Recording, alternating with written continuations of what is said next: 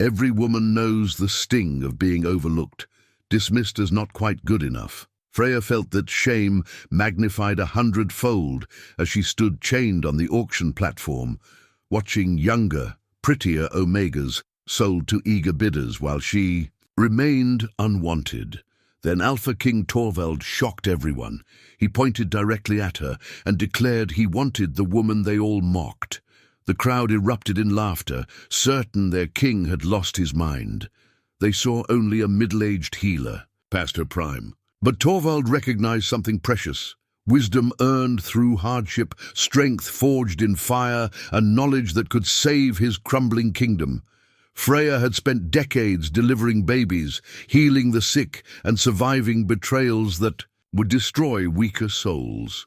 Her worn hands held secrets the realm desperately needed, but what could the most powerful alpha in the realm possibly see in a woman the world has already written off? Before we jump back in, tell us where you're tuning in from, and if this story touches you, make sure you're subscribed because tomorrow I've saved something extra special for you.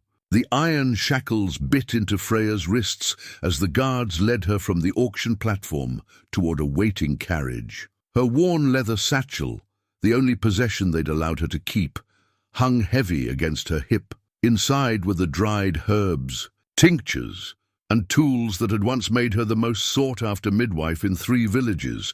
Now they seemed like relics from another life. The carriage bore the royal crest of Drakmor, a silver wolf against a field of deep blue. Freya had seen it countless times flying from castle towers in the distance, but never imagined she'd ride beneath it.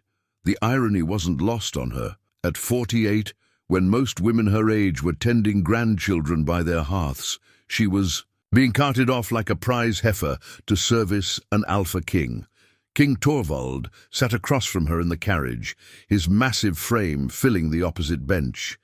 He was younger than she'd expected, perhaps 35, with steel-grey eyes and prematurely silver hair that caught the afternoon light. Battle scars traced lines along his jaw and disappeared beneath his dark tunic.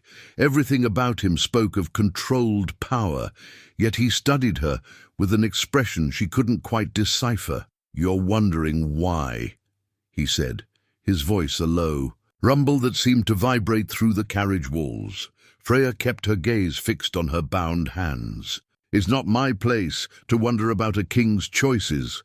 Look at me." The command held enough authority to make her lift her eyes despite herself. When their gazes met, she saw something unexpected. Intelligence, yes, but also a bone-deep weariness that mirrored her own. 23 years I've ruled this kingdom," Torvald said. 23 years of choosing brides based on bloodlines and beauty, political alliances and fertile hips. "Do you know how many of those unions produced healthy heirs?" Freya remained silent, though her healer's mind was already calculating possibilities. "None." His jaw tightened. 3 queens, all from the finest families. The first died in childbirth, along with a son who lived only minutes. The second bore me a daughter who didn't survive her first winter. The third, he paused, pain flickering across his features. The third gave me twin boys who seemed perfect until the wasting sickness took them both before their 2nd year. The carriage wheels clattered over stone as they passed through a village. Freya glimpsed faces peering from windows, curiosity mixed with wariness at the royal procession. These were her people, common folk who worked with their hands, who understood that survival meant adapting rather than expecting the world to bend to their will. "I've consulted every court physician, every learned scholar," Torvald continued. "They speak of bloodline purity and genetic compatibility, but their theories crumble when faced with empty cradles and grieving mothers. So you decided to try a different approach," Freya said quietly. "I decided to trust what I learned during my years as a soldier before I inherited this crown." He leaned forward slightly, his voice dropping. "The strongest fighters weren't always the biggest or the fastest.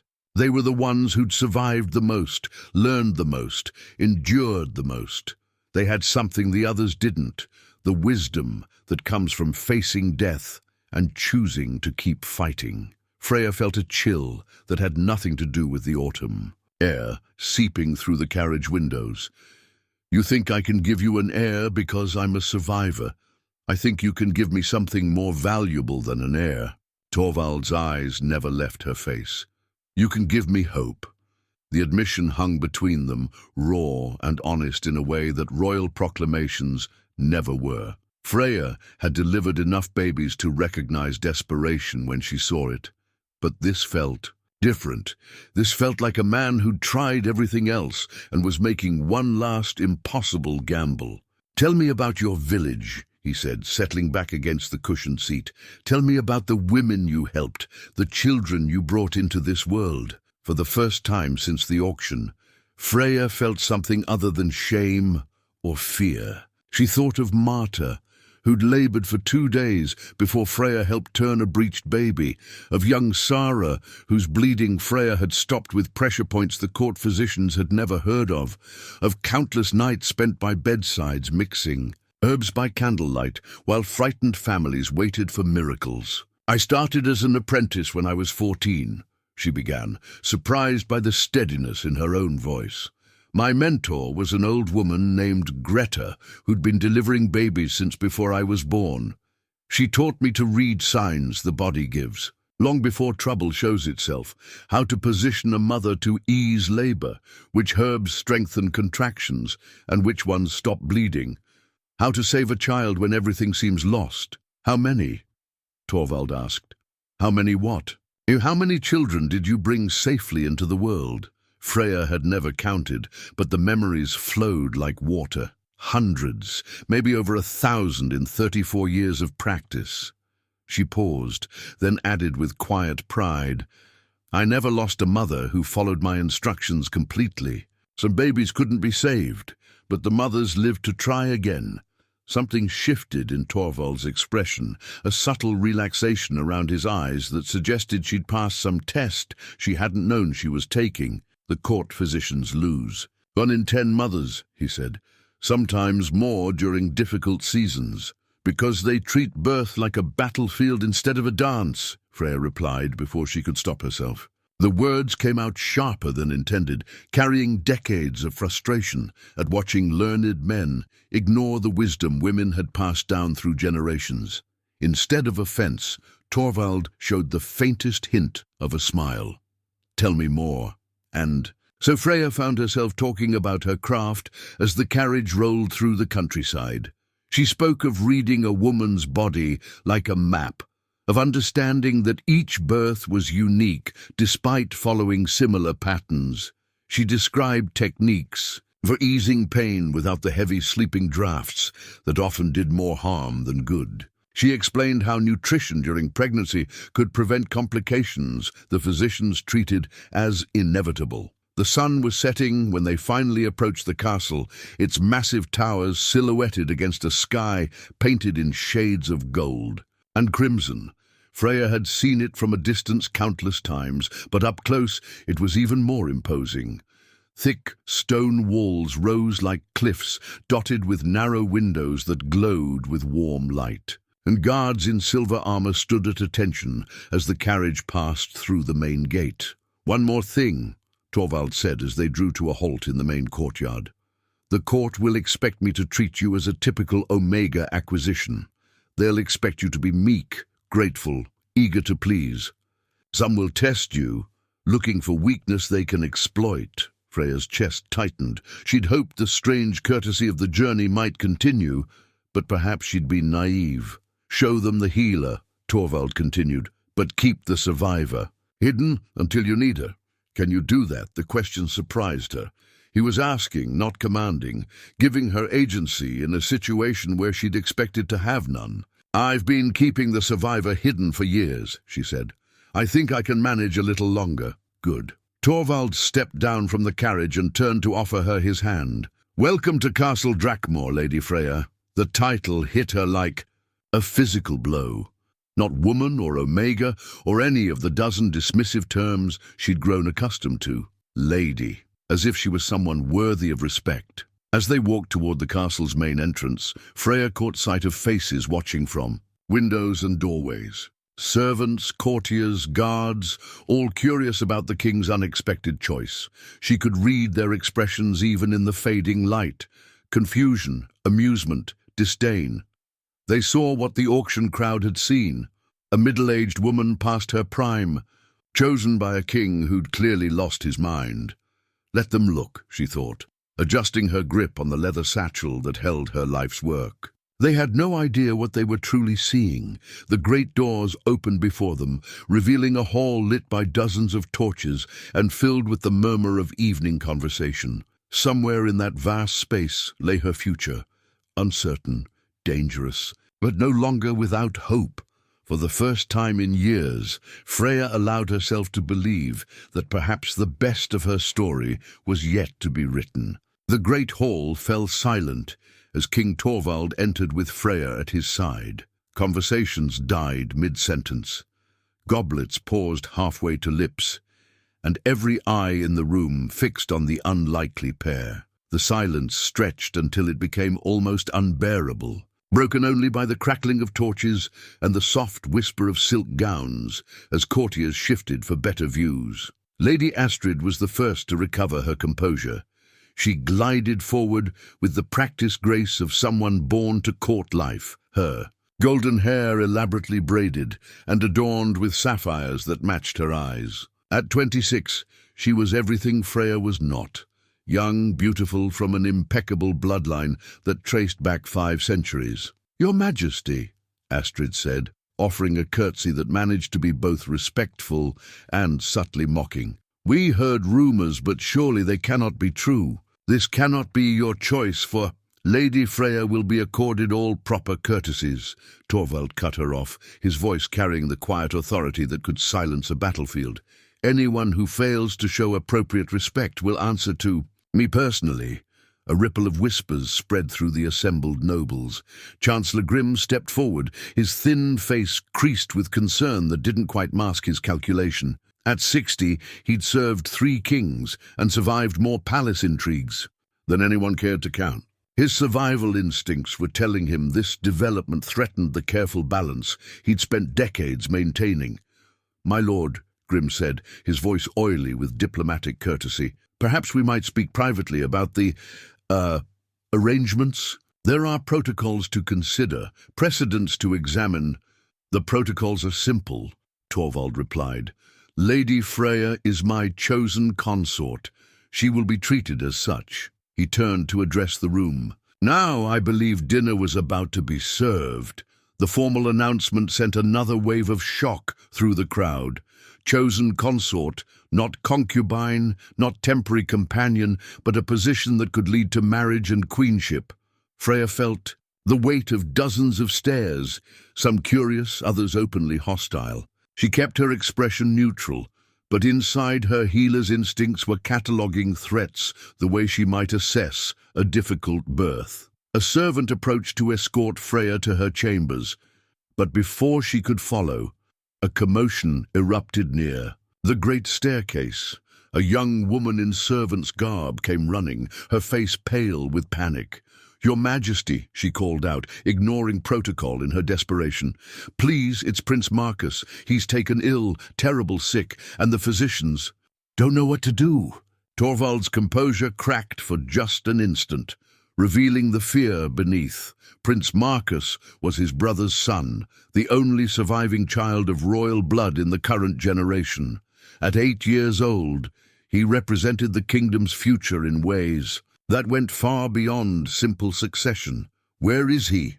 Torvald demanded. "The tower chambers, my lord. Master Aldrich is with him, but—" The servant's words dissolved into frightened sobs. Without hesitation, Torvald strode toward the staircase. Freya found herself following, her satchel bouncing against her hip as she quickened her pace to match his longer strides. Behind them, the court erupted into anxious chatter. They climbed 3 flights of stone steps before reaching the tower chambers. Even before they entered the room, Freya could hear the labored breathing that spoke of serious respiratory distress. The sight that greeted them confirmed her worst fears. Prince Marcus lay in a large bed, his small frame dwarfed by embroidered coverlets. His skin had the greyish pallor of someone struggling for oxygen, and each breath came with visible effort. Sweat beaded on his forehead despite the cool evening air.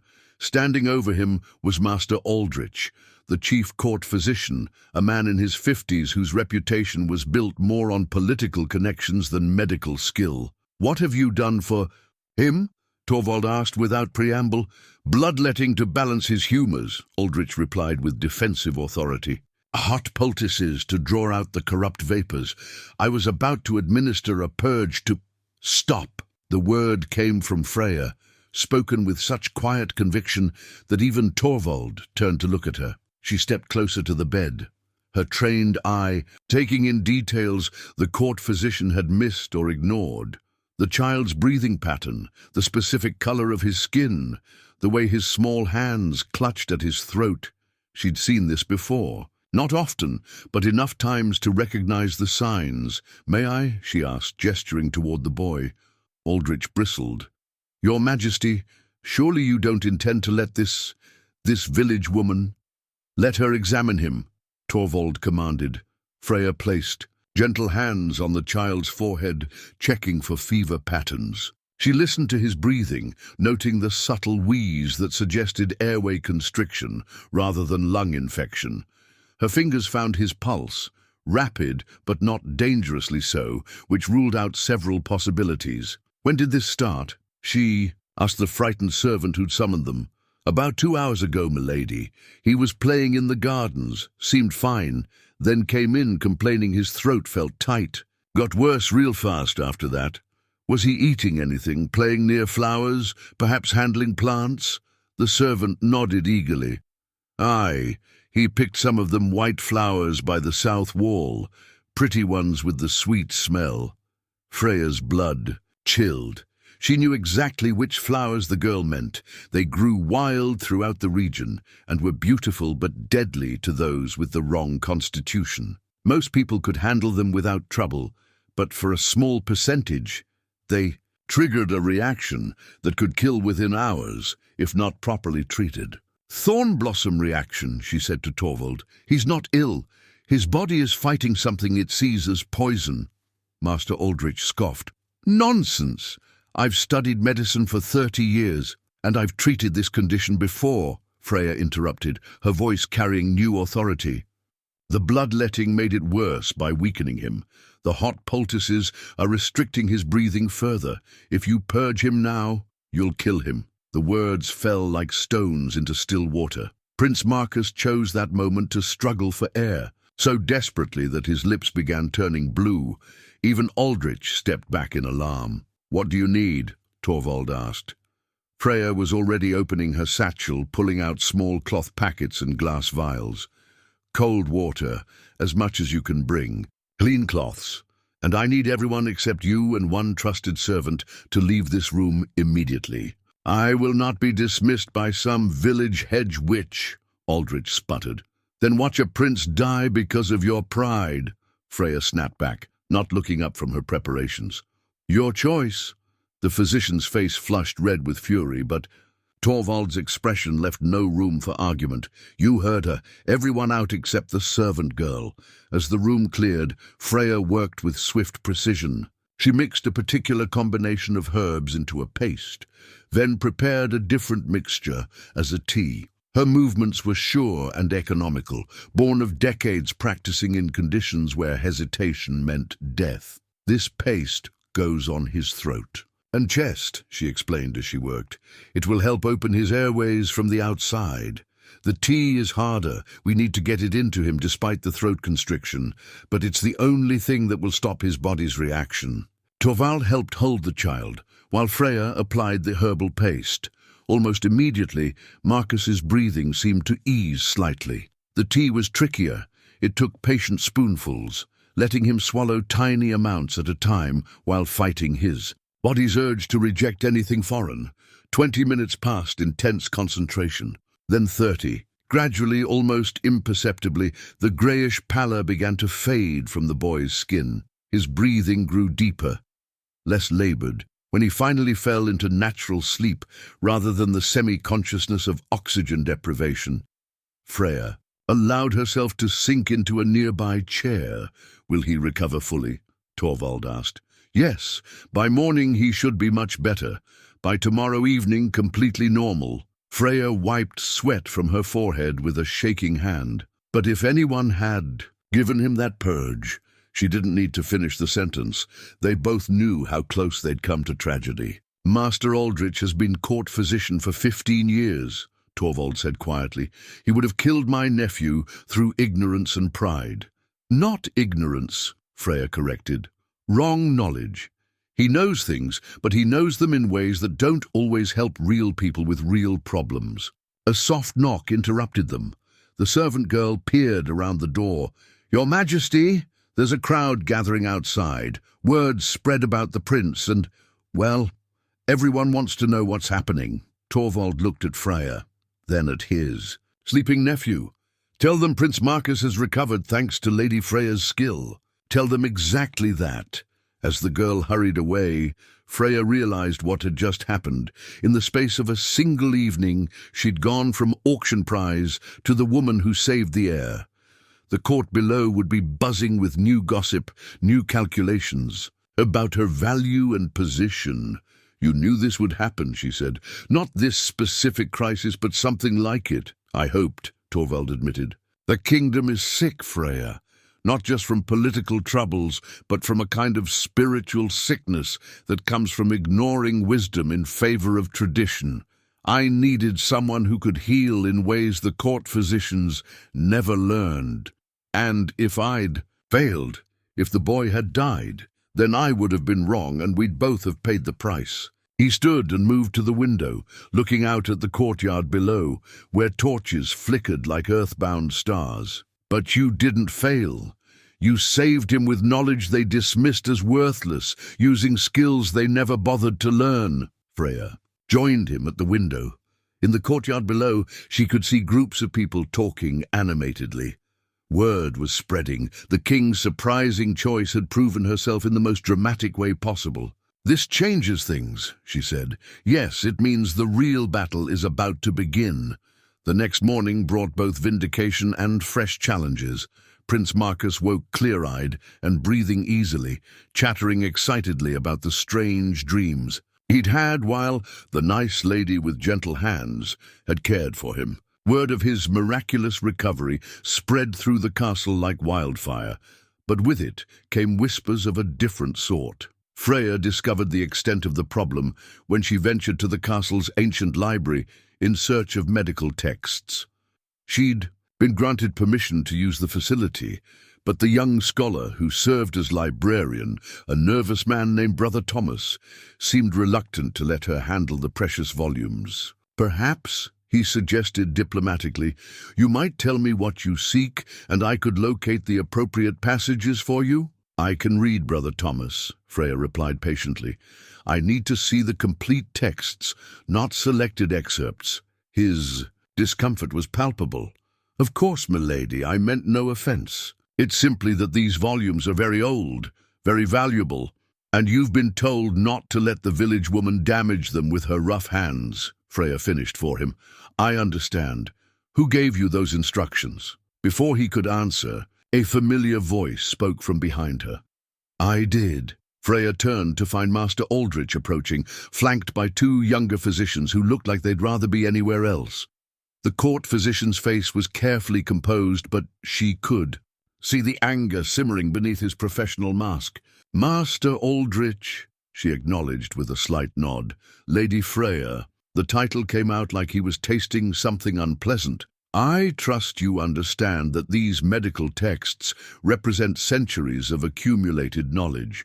They require careful interpretation by trained scholars." "Trained in what?" Freya interrupted. "Bloodletting, purging, the same techniques that nearly killed Prince Marcus yesterday." The two younger physicians exchanged uncomfortable glances. Word of the previous night's events had reached everyone in the castle, and it was impossible to ignore the results. The prince was not only alive, but completely recovered, running around the castle and asking when Lady Freya might visit him again. One fortunate outcome does not invalidate decades of medical practice, Aldrich replied stiffly. Proper medicine requires understanding of the four humours, the celestial influences on bodily functions, the careful balance that's killed 3 royal heirs in as many years. The words came out sharper than Freya intended, but she was tired of dancing around the truth. How many more children have to die before you admit your theories might be wrong? The younger physicians shifted uncomfortably. One of them, a man perhaps 10 years Freya's junior with kind eyes and prematurely grey hair, cleared his throat. Perhaps, he said diplomatically, there might be value in comparing different approaches. I am Master Edwin, and I confess I've been curious about the techniques you used last night. The herbal paste in particular. I've never seen anything work so quickly for respiratory distress. Aldrich's face darkened. Master Edwin, you forget yourself. No, Edwin replied with quiet firmness. I forget nothing, least of all the oath we took to heal rather than harm. If Lady Freya's methods are superior, don't we owe it to our patients to learn from her? The challenge hung in the air between them. Freya could see the dynamics at play. Edwin was clearly junior to Aldrich in the court hierarchy, but his question was reasonable enough that dismissing it would seem petty and defensive. Very well, Aldrich said after a long pause. If Lady Freya wishes to demonstrate her rural techniques, I'm certain we would all benefit from the educational experience. The condescension in his tone was unmistakable, but Freya had faced this sort of professional dismissal before.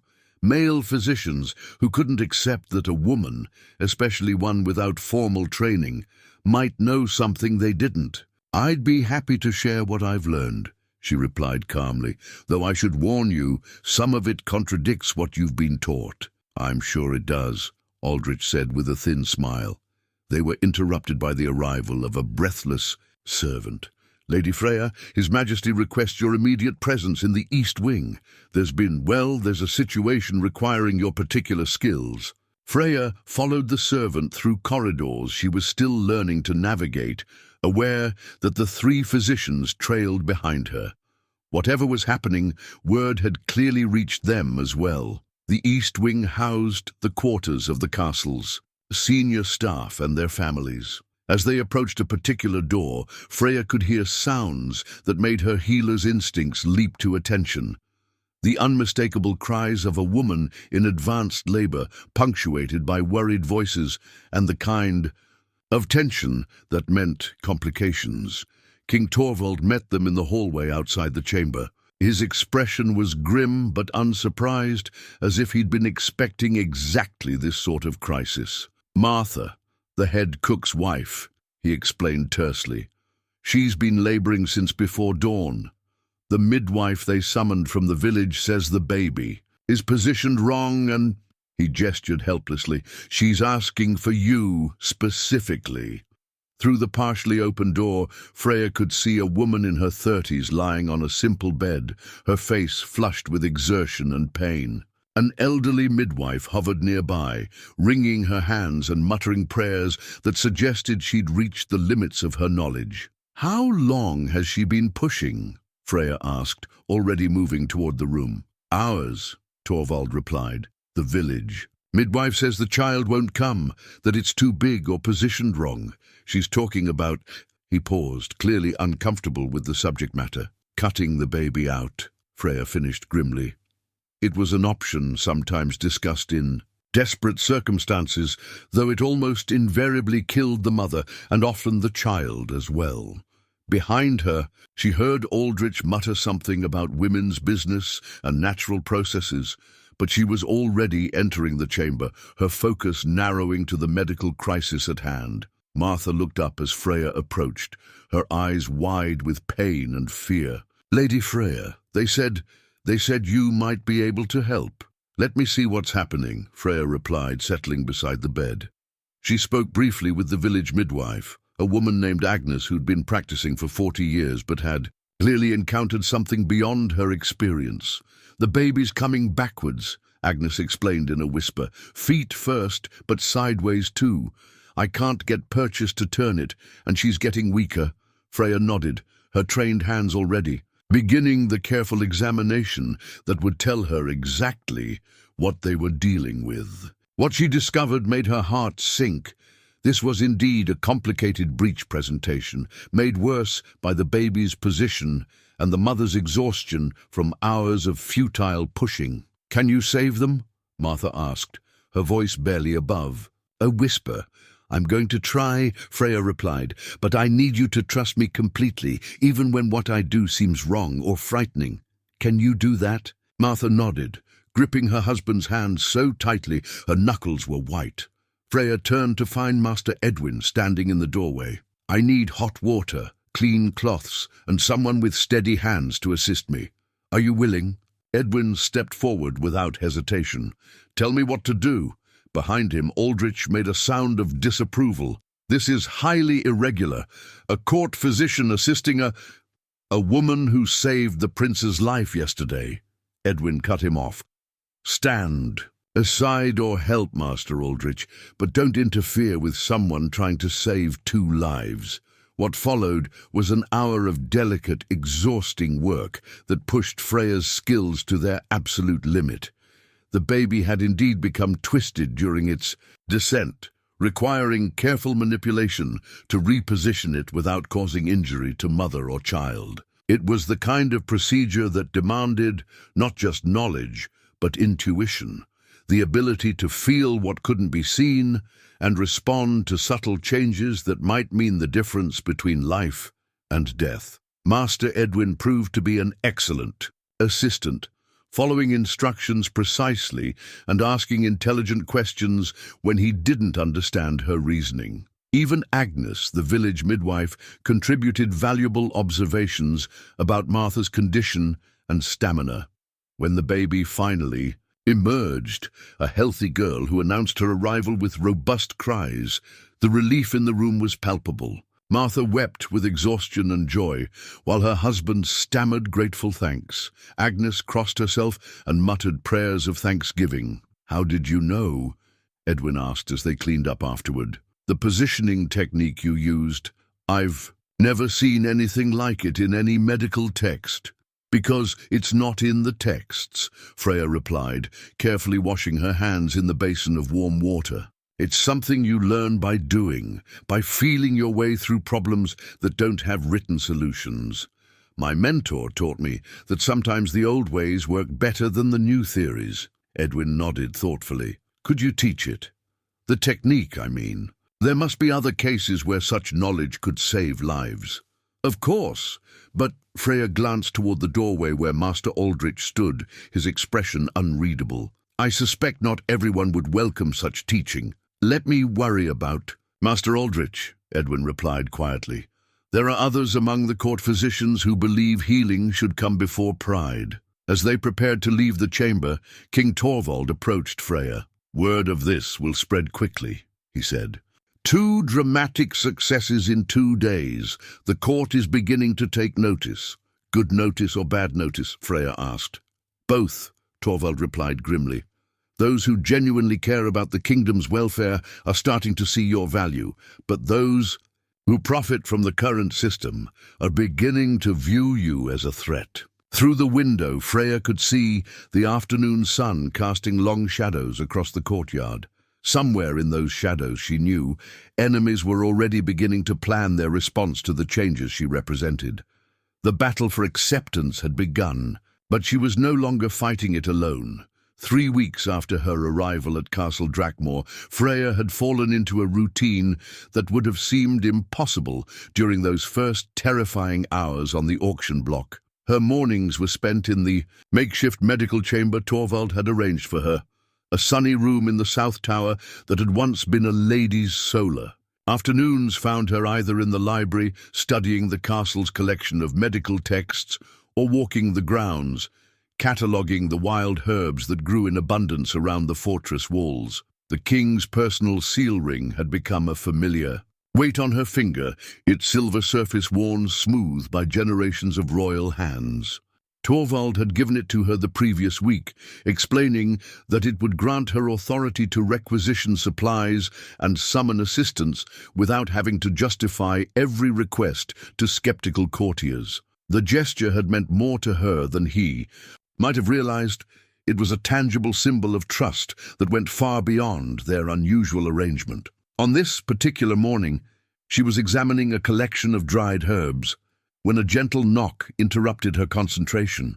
Master Edwin entered carrying an armload of books and wearing the expression of someone who'd made an important discovery. "I've been researching the techniques you used to save Prince Marcus," he said without preamble, settling the books on her work table. "The herbal combinations, the external applications. I can find references in some of the oldest texts, but nothing in any contemporary manual. That's because the knowledge was never considered worthy of formal documentation," Freya replied, setting aside the feverfew she'd been examining. "The women who developed these methods couldn't read or write. They passed down their learning through demonstration and memory." Edwin opened one of the ancient volumes, its leather binding cracked with age, but some of these references suggest a sophisticated understanding of how the body responds to different substances. Look at this passage. It describes a treatment for respiratory distress that sounds remarkably similar to what you did. Freya leaned over to examine the faded text. The Latin was difficult for her to decipher, but she could make out enough to understand the general meaning. "This is from a monastery chronicle," she observed. "Monks often worked closely with the local wise women, especially during plague years when formal medicine proved inadequate." "Exactly, which suggests that your methods aren't primitive alternatives to proper medicine. They're the foundations that proper medicine built upon, then forgot." Edwin's excitement was palpable. "I've been thinking about what you said regarding the balance between old wisdom and new knowledge. What if we could combine them systematically?" Before Freya could respond, raised voices from the courtyard below drew their attention to the window. A group of well-dressed nobles had gathered around Chancellor Grimm, their animated discussion clearly visible even from this height. At the center of the group stood Lady Astrid, her golden hair gleaming in the morning sun as she gestured emphatically. "More complaints about your influence," Edwin observed with a sigh. "Lady Astrid has been particularly vocal about the king's unconventional choice in companions." "And what exactly does she say?" Freya asked, though she suspected she already knew. "That it's unseemly for a king to elevate a common woman above the established nobility, that your medical successes are either luck or—" Edwin paused diplomatically. "Or witchcraft," Freya finished dryly. "I've heard that particular accusation before." "The Chancellor listens to her concerns with great attention," Edwin continued. "He's been asking pointed questions about the legal precedents for royal consorts, the requirements for succession, the potential complications if you were to bear an heir." Freya felt a chill that had nothing to do with the morning air. Meaning, they're looking for ways to remove you before you become too firmly established. A woman who can save lives the court physicians cannot is a woman with real power, and that threatens the existing order. Their conversation was interrupted by the arrival of a servant bearing an urgent summons. King Torvald requested Freya's immediate presence in the great hall. There had been another medical emergency, this one involving Lady Catherine, the wife of Duke Aldwyn, and one of the most influential women at court. Freya arrived to find chaos barely contained beneath a veneer of courtly protocol. Lady Catherine lay unconscious on a makeshift bed near the great hearth, her face pale as winter snow, and her breathing so shallow it was barely perceptible. Around her clustered the usual collection of worried nobles, ineffective court physicians, and servants wringing their hands in distress.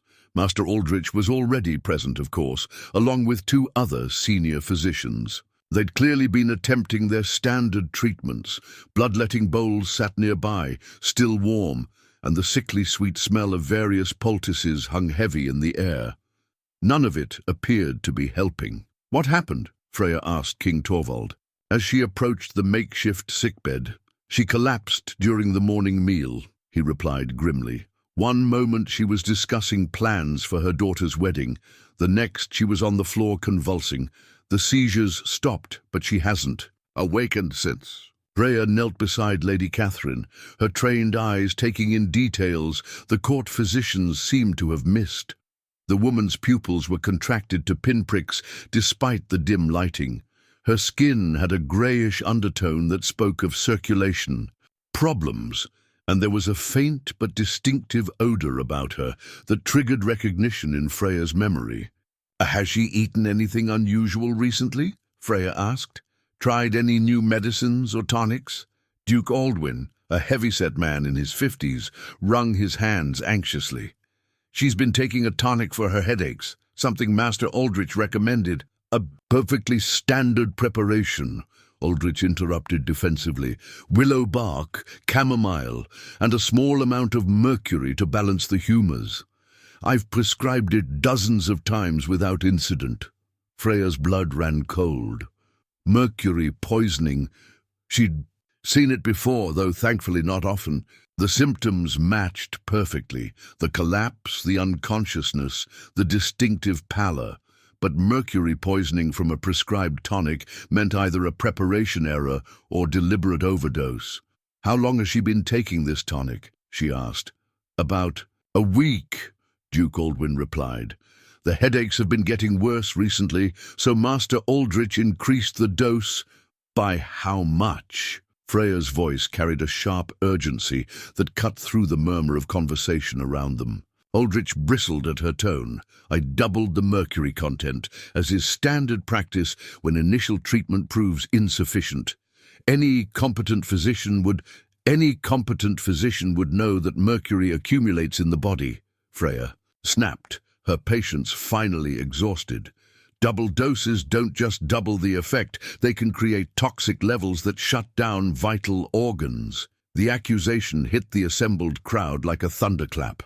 Mercury was considered a standard medical component by court physicians, used for everything from headaches to melancholy. To suggest it was actually poisonous challenged decades of established practice. "This is preposterous," Aldrich sputtered. "Mercury is one of the fundamental elements of proper medicine. To suggest that I've poisoned a patient through proper treatment is exactly what I'm suggesting," Freya replied, turning her full attention to Lady Catherine. "And if we don't act quickly, she's going to die from your proper treatment." The words fell into stunned silence. Even King Torvald looked taken aback by the directness of her accusation, but Freya had moved beyond diplomatic considerations. A woman's life hung in the balance, and she was the only person in the room who understood what was actually happening. "What do you need?" Torvald asked quietly. Freya was already opening her leather satchel, pulling out the herbs and preparations that might be able to counteract mercury poisoning if it wasn't already too late. "Clay, if you have any. Pure clay, not pottery. And clay. And milk, as much fresh milk as you can find. Spring water, not well water. And I need these people to stop crowding around. She needs air circulation." As servants scattered to fulfill her requests, Freya began the delicate process of trying to bind and neutralize the mercury in Lady Catherine's system. It was dangerous work. Push too hard, and the patient's already stressed organs might shut down completely. Move too slowly, and the poison would complete its deadly work regardless. "What are you doing?" Master Edwin asked, watching intently as Freya prepared a mixture of clay and herbs. "Clay binds to mercury," Freya explained while she worked. "If we can get enough of it into her system, it might absorb some of the poison before her body does. The milk helps protect her stomach lining. While we work, and if it doesn't work," Duke Aldwyn asked, his voice hollow with fear, "then your wife dies from mercury poisoning, just like dozens of other patients who've been properly treated over the years," Freya replied without looking up. How many people has Master Aldrich treated for persistent headaches with increasing doses of mercury? How many of them developed strange symptoms, confusion, weakness, tremors, before they died of mysterious ailments? The question hung in the air like an accusation waiting for an answer. Around the room, she could see nobles exchanging glances, clearly remembering family members or friends who died under similar circumstances. Lady Catherine stirred slightly as Freya administered the clay mixture, a hopeful sign that her body was still fighting. But the next few hours would be crucial. Either the treatment would help her body eliminate the mercury, or the damage was already too extensive to reverse. "She needs constant monitoring," Freya announced. "Someone needs to watch her breathing, her pulse, her skin color. Any changes need to be reported immediately."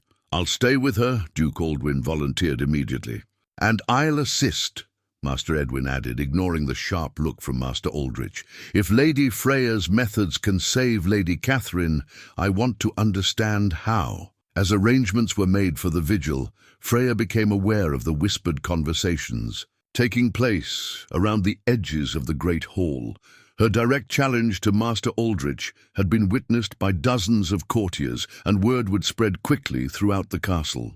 By evening, everyone would know that the king's controversial consort had accused the chief court physician of accidentally poisoning one of the most important ladies at court. King Torvald appeared at her elbow as she packed away her remaining supplies. "You realize what you've done," he said quietly. "I've tried to save a woman's life," Freya replied. "If that creates political problems, it creates the kind of problems that get people removed from court permanently," Torvald interrupted. "Master Aldrich has powerful allies. Chancellor Grimm has already invested significant political capital in supporting the current medical establishment. Lady Astrid will see this as proof that you're a dangerous disruptor who threatens the natural order." Freya looked around the great hall, taking in the worried faces, the whispered conversations, the clear divisions forming among the assembled nobles. Some looked at her with gratitude and hope. These were people who'd lost family members to mysterious ailments, who'd begun to suspect that the court's medical wisdom might be flawed. Others regarded her with suspicion and hostility, seeing her as a threat to everything they'd been taught to believe. "If Lady Catherine recovers," she said finally, "it won't matter what they think. Results speak louder than theories. And if she doesn't recover?" Freya met his gaze steadily.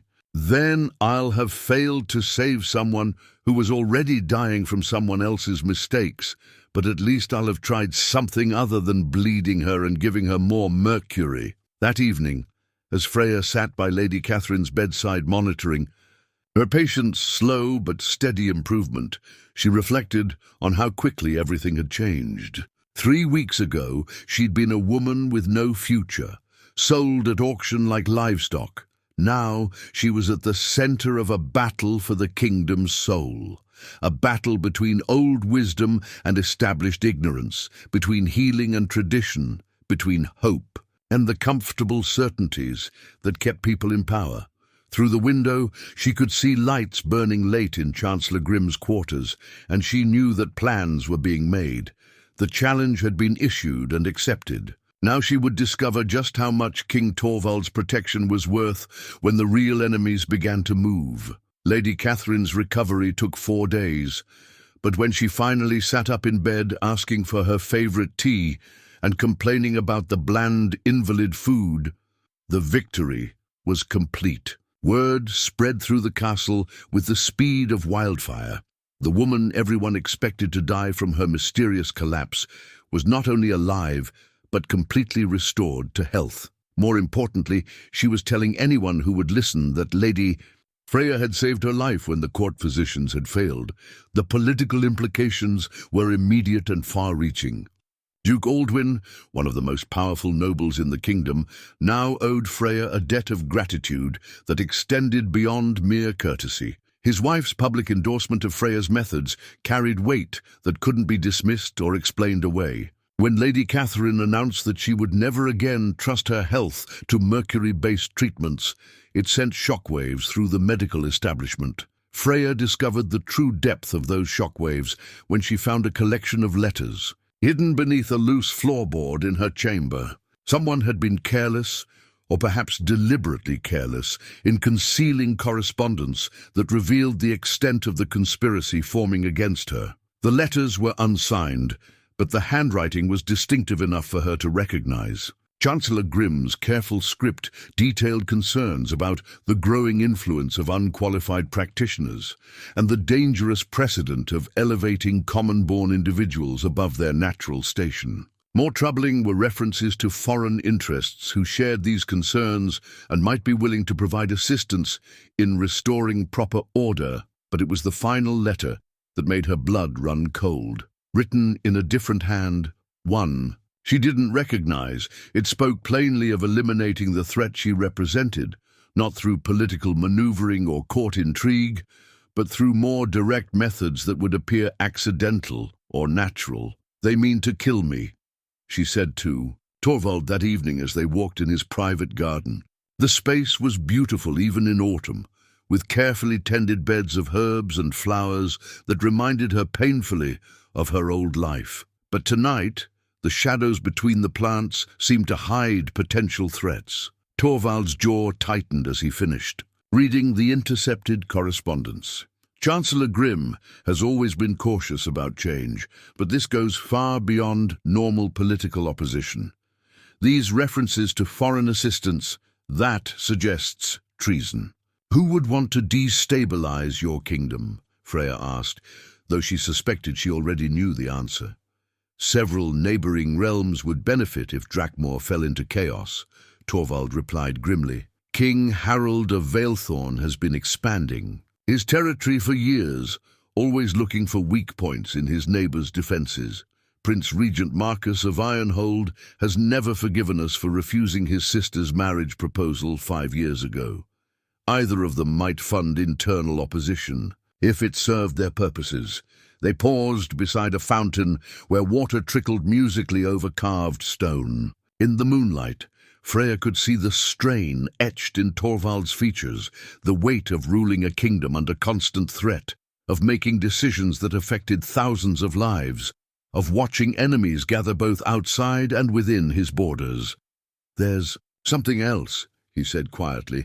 "Something I should have told you before, but I hoped—" He stopped, running a hand through his silver hair. "The 3 queens I mentioned, the ones who died along with their children, their deaths weren't natural." Freya felt her heart skip.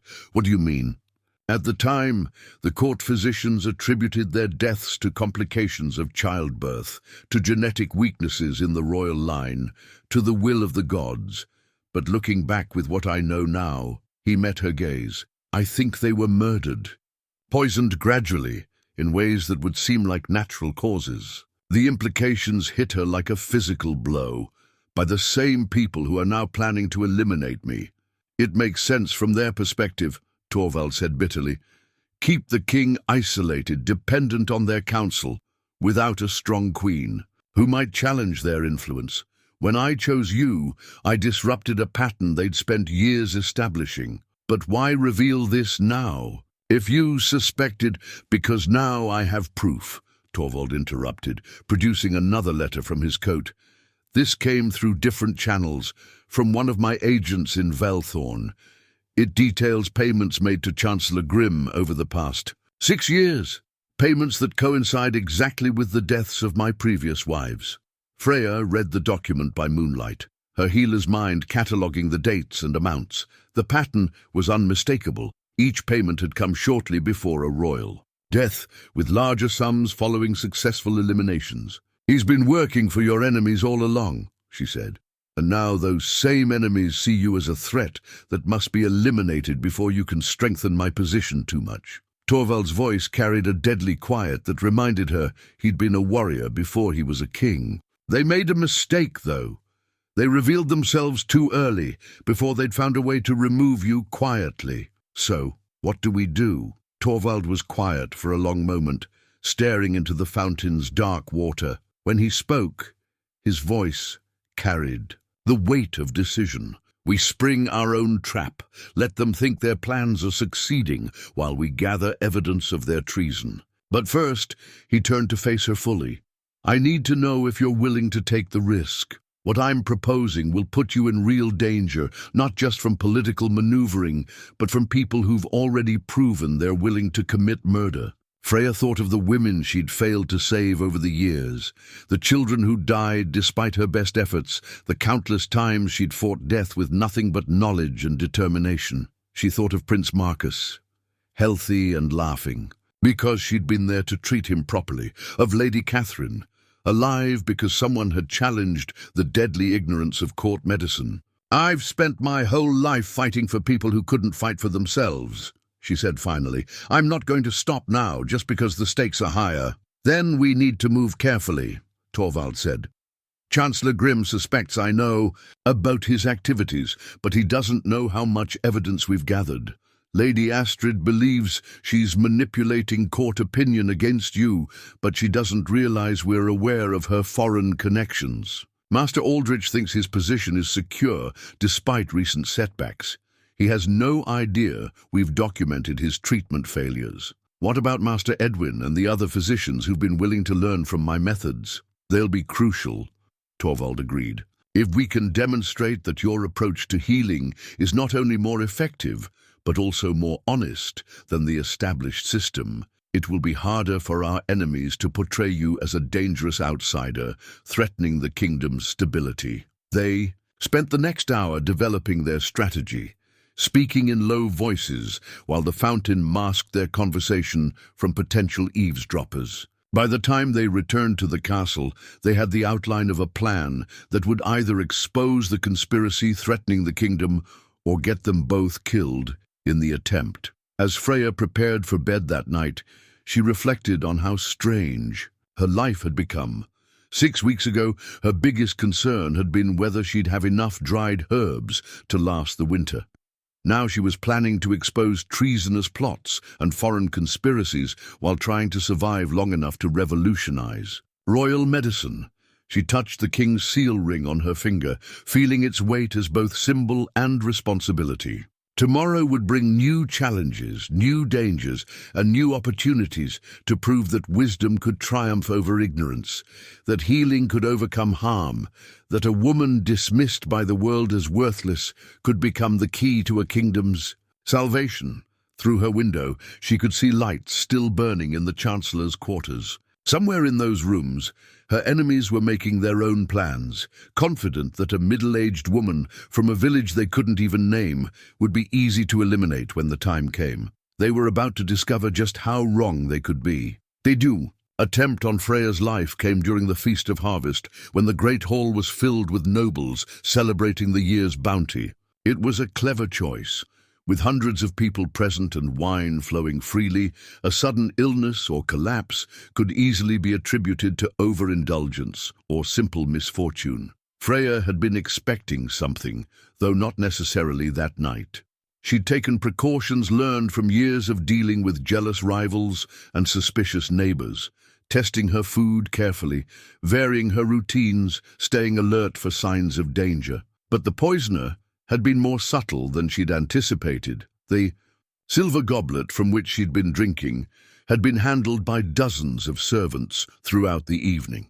Any of them could have applied the colorless, odorless substance that began working its way through her system as she chatted politely with Duke Aldwin's wife about recovery techniques for mercury poisoning. The first symptom was a mild dizziness that she initially attributed to the warm, crowded hall. The second was a subtle tingling in her fingertips that made her set down her goblet and begin paying closer attention to her body's signals. By the third symptom, a metallic taste that had nothing to do with the wine, she knew she was in serious trouble.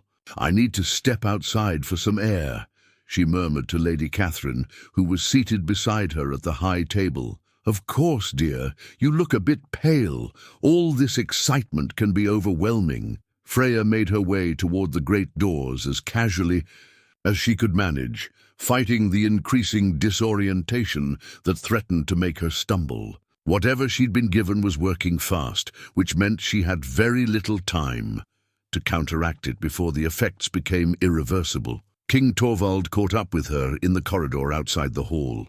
One look at her face told him everything. He needed to know. "Poison?" he asked tersely. "Something that affects the nervous system," Freya replied, already struggling to keep her speech clear. "Fast-acting, probably meant to cause what looks like a seizure or stroke. Very professional work. What do you need?" Freya's healer's training warred with the fog creeping into her mind. She had perhaps 15 minutes before the poison overwhelmed her body's defenses completely. The castle's medical supplies were too far away, but her own chamber contained the emergency treatments she'd prepared for exactly this situation. "My room," she managed. "Blue bottle, small one in the locked box. Force vomiting first, then the antidote." Her legs gave out suddenly, and only Torvald's quick reflexes kept her from hitting the stone floor. The corridor seemed to spin around her as he lifted her, and she had to fight to maintain consciousness as he carried her toward the tower stairs. "Stay with me," he commanded, his voice cutting through the haze that threatened to engulf her mind. "Tell me what to do." Step by step. The next few minutes blurred together in a nightmarish sequence of induced vomiting, desperate remedies, and Torvald's steady voice guiding her through the process of saving her own life. The blue bottle contained an ancient recipe her mentor had taught her, a mixture of activated charcoal, milk thistle, and other herbs that could neutralize many common poisons if administered quickly enough. It was perhaps the longest half-hour of Freya's life. The poison fought viciously against her body's attempts to expel it, causing muscle spasms and disorientation that made every breath a conscious effort. But gradually, slowly, the antidote began to win. Her vision cleared, her speech returned to normal, and the terrifying weakness in her limbs began to recede. "Better?" Torvald asked when she was finally able to sit up without assistance. "Much better, and very lucky. If I'd consumed much more of whatever that was, or if the antidote hadn't worked as quickly." She didn't need to finish the sentence. "Do you know what it was?" Freya examined the residue in her goblet with the careful attention of someone whose life might depend on the identification. "Nightshade extract, I think, but processed in a way that delays the onset.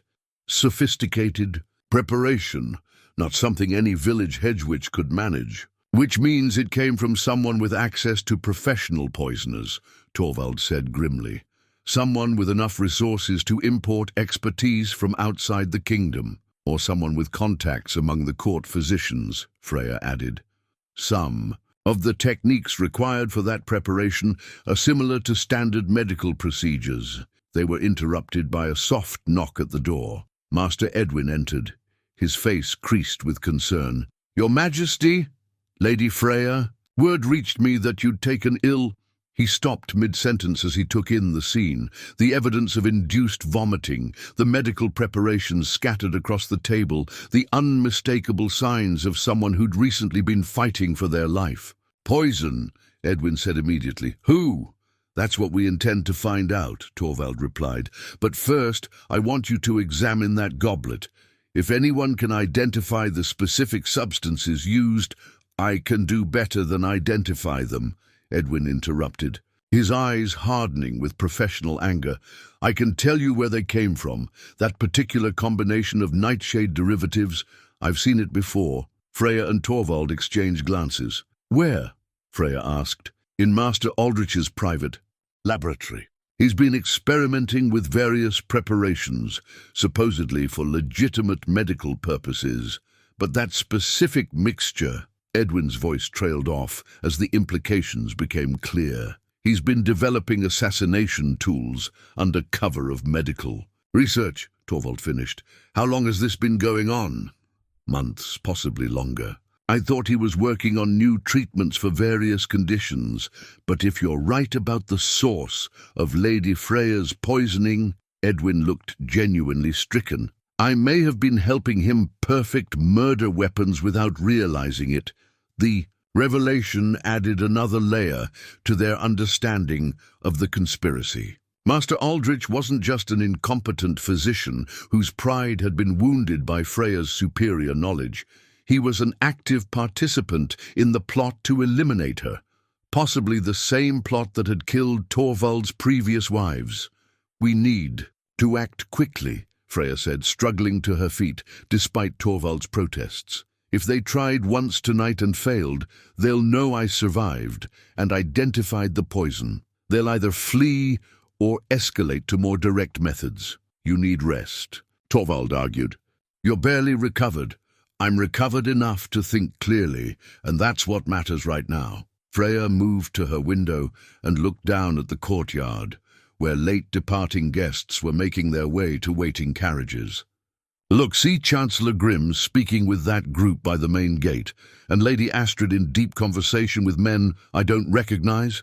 They're not celebrating the harvest feast anymore. They're conducting emergency meetings." Torvald joined her at the window, his expression darkening as he observed the suspicious gatherings below. "You're right. They know their attempt failed, and they're regrouping. Which means we have a narrow window of opportunity," Freya continued. "They'll expect me to be either dead or incapacitated for days. When I appear healthy tomorrow, it will force them to reveal more of their hand, or prompt them to try something more direct," Edwin warned. "Poison is subtle, deniable. If that fails, they might resort to methods that are harder to survive." Freya looked at both men, the king who'd gambled his kingdom's future on her wisdom, and the physician who'd chosen healing over politics despite the personal cost. Tomorrow would test all of them in ways they couldn't fully predict. But she was no longer the frightened woman who'd stood chained on an auction platform. "Then we'd better be ready for them," she said, her voice carrying a resolve that had been forged in decades of fighting death and hardened by tonight's brush with her own mortality. "They made their choice when they decided I was expendable. Now they're going to discover what happens when you try to kill someone who spent her whole life refusing to let death win." Through the window, the conspiratorial meetings in the courtyard continued, but Freya was no longer just their target. She was becoming their worst nightmare, a survivor who not only knew their secrets, but had the knowledge and determination to use that information against them. The real battle was about to begin. The morning after the poisoning attempt brought revelations that changed everything Freya thought she understood about her situation. She woke to find a small wooden token lying on her windowsill, a carved symbol she recognized from her past life, though she hadn't seen one in over a decade. The Midwife's Guild token represented a network she'd thought was lost to her forever. The token was accompanied by a note written in a feminine hand. "Sister, the roots run deeper than you know. Meet us in the old healer's garden behind the east. Chapel at midday. Come alone, but trust that you are not alone. Your forgotten sisters." Freya's heart raced as she examined the token more closely. It was genuine, carved with the intricate symbols that identified different specialties within the guild. Not just midwifery, but herbalism, bone setting, even the more esoteric arts that some practitioners whispered about in private. Someone in the castle had connections to the old networks, the informal sisterhood of healers that had existed long before official medicine claimed authority over life and death.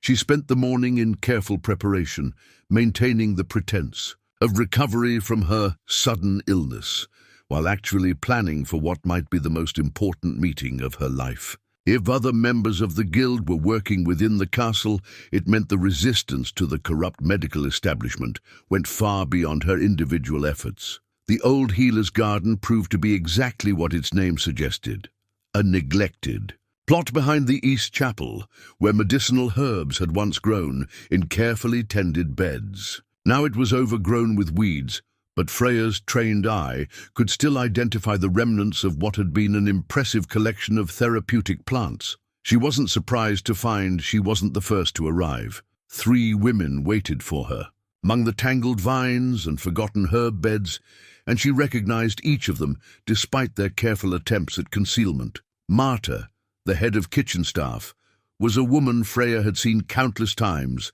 but never really noticed. Now studying her more carefully, she could see the telltale signs: calloused hands with distinctive stains from handling certain herbs, the way she moved with the confidence of someone accustomed to making life-and-death decisions, the subtle scars that came from years of handling sharp instruments in emergency situations. Sister Beatrice from the chapel was less surprising. Many religious women had maintained healing traditions even as the formal medical establishment dismissed them. What was surprising was the extent of her knowledge, revealed when she spoke of treatments and techniques that went far beyond simple first aid. But it was the third woman who shocked Freya most of all. Lady Astrid stood beside the other two, her elaborate court dress replaced with simple working clothes that revealed a very different person than the frivolous noble she'd always appeared to be. "I know what you're thinking," Astrid said before Freya could speak.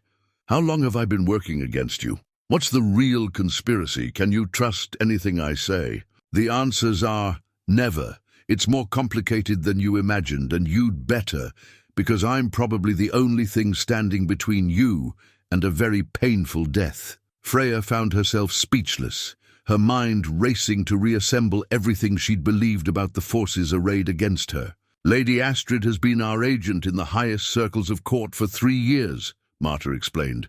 "Her opposition to you has been theatre, designed to maintain her cover while gathering intelligence about the real conspiracy." "What real conspiracy?" Freya managed.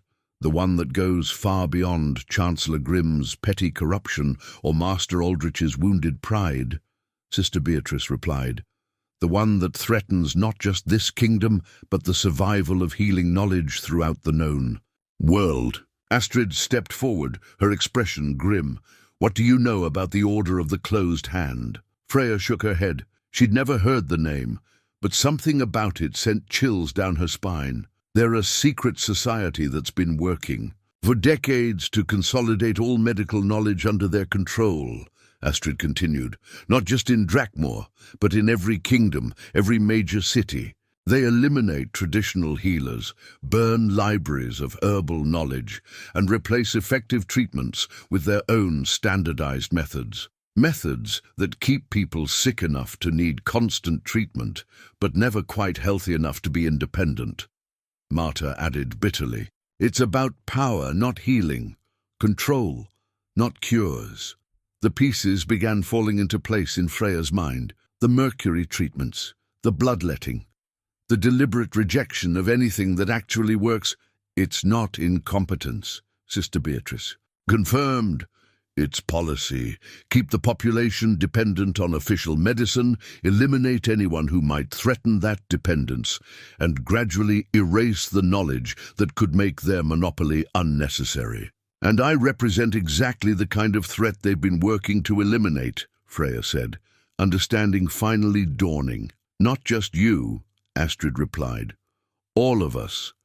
Every woman who knows how to deliver a baby safely, every herbalist who can cure fevers without mercury, every healer who learned from tradition rather than formal training. We're all targets." "But why reveal this now? What's changed?" The three women exchanged glances before Marta spoke. "Because they've accelerated their timeline. Your success in treating Prince Marcus and Lady Catherine has made you too visible, too obviously superior to their methods. They can't afford to let you continue demonstrating that their approach is not only wrong, but actively harmful. So they're moving to a more direct phase," Astrid continued. "Last night's poisoning attempt was just the beginning. They have assassins coming from outside the kingdom, professionals who specialize in making murders look like accidents or natural deaths. More immediately," Sister Beatrice added, "they're planning to stage an incident that will discredit you publicly, something that will make it appear you've caused harm through your primitive methods, giving them justification to remove you permanently." Freya felt the weight of revelation settling on her shoulders like a lead cloak. She'd thought she was fighting ignorance and professional jealousy. Instead, she'd stumbled into the middle of a war for the future of healing itself. "What kind of incident?" she asked. "They're going to arrange for someone to become seriously ill after being treated by your methods," Astrid explained. Someone important enough that their death will cause a scandal, sympathetic enough that the court will demand justice.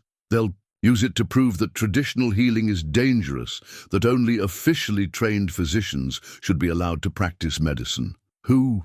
Freya asked, though part of her already suspected the answer. Prince Marcus, Marta said quietly.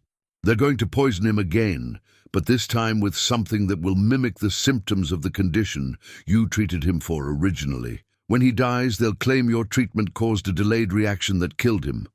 The horror of it hit Freya like a physical blow. They were willing to murder a child, an innocent boy whose only crime was surviving their first attempt to kill him, in order to destroy her credibility and eliminate the threat she represented. When? She asked. Soon, Astrid replied. Within the next few days, certainly. They need to act before you become too well established, before too many people start questioning the effectiveness of official medicine. Then we have to warn the King, protect the prince. We will, Sister Beatrice assured her. But first, you need to understand the full scope of what we're fighting. The Order of the Closed Hand has agents throughout the kingdom, possibly including people you trust. They have resources, connections, and decades of experience in eliminating threats like us. But they also have a weakness, Marta added with a grim smile. They've become so focused on maintaining their monopoly that they've forgotten how to actually heal people. When the crisis comes, and it's coming, they'll be exposed as frauds. What crisis? Freya asked. The one we're going to create, Astrid replied. If they want to stage a public demonstration of medical competence, we're going to give them exactly that opportunity, and then show the kingdom what real healing looks like when it's compared to their deadly theatre. As the four women began planning their counterattack, Freya reflected on how completely her understanding of the situation had changed. She thought she was fighting to save individual patients and prove her own worth. Instead, she was engaged in a battle for the preservation of healing knowledge itself, with the lives of countless future patients hanging in the balance. But for the first time since arriving at the castle, she wasn't fighting alone. The network she'd thought was lost to her forever had revealed itself, and it was far more extensive and organized than she'd ever imagined. There are others, Marta explained as they developed their strategy. Kitchen maids who know which herbs prevent infection, seamstresses who understand how to stitch wounds properly, stable hands who've learned to set broken bones. The Order thinks they've eliminated traditional healing, but they've only driven it underground. How many? Freya asked. In this castle alone. Perhaps 20 women with significant knowledge, maybe 50 more with basic skills. Throughout the kingdom, Marta shrugged. Hundreds, possibly thousands. We've been careful, staying hidden, helping people quietly while the official physicians take credit for our work or blame us when their treatments fail. But why reveal yourselves now? You've managed to survive by staying hidden. Because hiding isn't enough anymore, Astrid interrupted. The Order is moving to eliminate even the possibility of traditional healing. They're planning to make it illegal for anyone without official credentials to treat illness or injury. They'll criminalize midwifery, herbalism, even basic first aid, if it's not supervised by their approved physicians. The implications were staggering. Freya tried to imagine a world where only the mercury and bloodletting physicians were allowed to practice healing, where the accumulated wisdom of centuries of women's knowledge was not just dismissed, but actively suppressed by law. They can't enforce something like that, she said. There aren't enough official physicians, and most of them are incompetent. Exactly, Sister Beatrice said grimly. They're planning to let people die rather than allow unauthorized healing. It's better for their monopoly if treatment is rare and expensive than if it's effective and accessible, but people won't stand for it when they see their children dying because they can't afford official physicians. They'll blame the traditional healers for being driven away by their dangerous practices, Marta finished. The Order is very good at controlling narratives. They've had years to perfect their propaganda. So what do we do? Freya asked. We force a public confrontation, Astrid replied. "We make them demonstrate their methods in full view of the court, then show everyone what real healing looks like when it's practiced by people who actually care about saving lives." The risk of doing nothing is greater," Sister Beatrice interrupted, "if we let them proceed with their plan to discredit you through Prince Marcus's death. They'll use that victory to justify everything that comes next. Within a year, traditional healing will be extinct in Drakmor. Within 5 years, it'll be extinct everywhere." Freya looked around the overgrown garden, taking in the faces of these women who'd risked everything to preserve knowledge the world was trying to forget. She thought of all the mothers who'd trusted her with their children's lives, all the patients who'd recovered because someone cared enough to learn the old ways, all the future generations who would suffer if this battle was lost. "What exactly are you proposing?" she asked. "A grand medical demonstration," Astrid said, her eyes gleaming with strategic calculation. "We'll arrange for multiple medical crises to occur simultaneously. Nothing that will actually harm anyone, but conditions that will require immediate treatment. We'll invite both the court physicians and you to treat comparable cases in full view of the assembled nobility. And when the official treatments fail while yours succeed, the court will see the difference for themselves." Marta.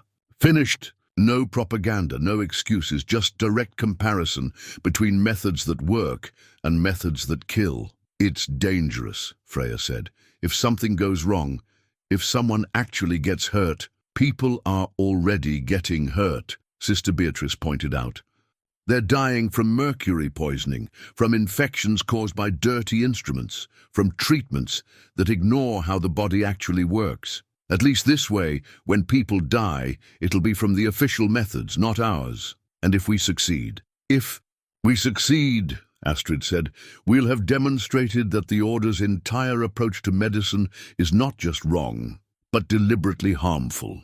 We'll have given King Torvald the justification he needs to clean house completely, to establish new standards based on effectiveness rather than political connections. More than that," Marta added, "we'll have shown every kingdom that there's an alternative to the Order's monopoly. Other rulers will start questioning their own court physicians, start looking for healers who can actually heal." The plan was audacious, risky, and potentially catastrophic if it failed. But as Freya considered the alternatives, allowing Prince Marcus to be murdered, watching traditional healing be criminalized out of existence, standing by while countless future patients died from treatments that were designed to maintain dependence rather than create health, she realized they had no choice. "When?" she asked. 3 days from now," Astrid replied. "There's to be a great feast celebrating the betrothal of Duke Aldwin's daughter. Every important noble in the kingdom will be present, along with foreign dignitaries and representatives from neighboring realms. Maximum visibility, maximum impact, and maximum consequences if we fail," Freya added. "Then we'd better not fail," Marta said simply. As the meeting broke up and the women dispersed back to their official roles, Freya remained in the garden for a few more minutes, gathering her thoughts and steeling herself for what lay ahead. The battle she'd thought was about proving her individual worth had become a war for the soul of healing itself. But she was no longer the uncertain woman who'd stood on the auction block, dismissed by the world as worthless. She was part of a network, part of a tradition, part of a fight that was bigger than any individual victory or defeat. And for the first time since this whole adventure began, she felt truly ready for whatever came next. The wooden token felt warm in her hand as she made her way back to the castle. Tomorrow, she would begin preparing for the most important performance of her life, one where the stakes weren't just her own survival, but the future of healing knowledge itself. The false treaty arrived exactly as Astrid had predicted it would. 2 days before the grand feast, carried by a messenger who claimed to represent King Harold of Valethorn. The document proposed a marriage alliance between Princess Eleanor of Vilethorn and Prince Marcus of Drakmor, complete with detailed negotiations about dowry, territorial concessions, and future military cooperation. It was an elegant forgery, designed to accomplish several goals simultaneously. First, it would draw Chancellor Grimm and his co-conspirators into revealing the full extent of their treasonous communications with foreign powers.